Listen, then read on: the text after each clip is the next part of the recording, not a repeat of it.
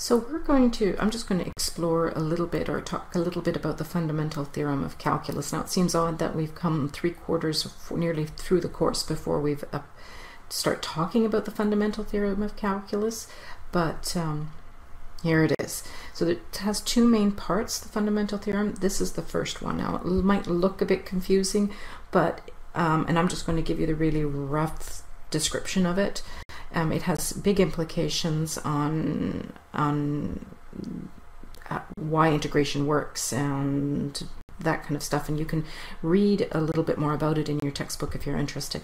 But what the fundamental theorem of calculus part 1 is about is that if you've got the initial conditions that f of x is continuous and differentiable, that's very important, it's got to be a continuous function and differentiable on a certain interval, then if you take the derivative of that function, the derivative of that is equal to f of x. So roughly speaking, what we're saying is that if you take an equation, you integrate it first, then you take the derivative, you're back to where you started from. So it's sort of a circular. So let me show you that with an example that might clarify that. So if we take the function, for example, 2x plus 1, and actually let me write it in terms of t, just because I want to follow this definition the same way. So if I call the function f of t, let's call it 2t plus 1, and I want to integrate that between, let's say, 0 and 2.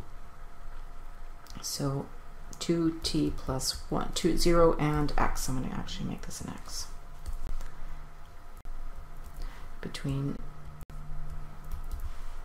2, and the variable I'm integrating with is t. Between 0 and 2, 0 and x, and then after I do that, I take the derivative. What do I end up with? So let's do that. I'm going to leave the derivative for now, and I'm going to take the integral. So that would be 2t squared over 2, so this is just the general power rule, plus t. It's a definite integral, so I'm just going to evaluate that at 0 and at x and subtract them.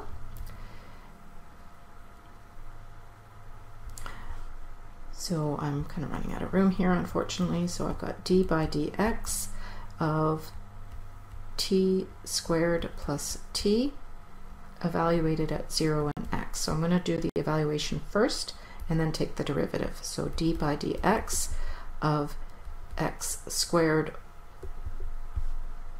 plus x minus 0 squared plus 0 equals, let me simplify this over here, that is just x squared plus x, and I still have to take the derivative.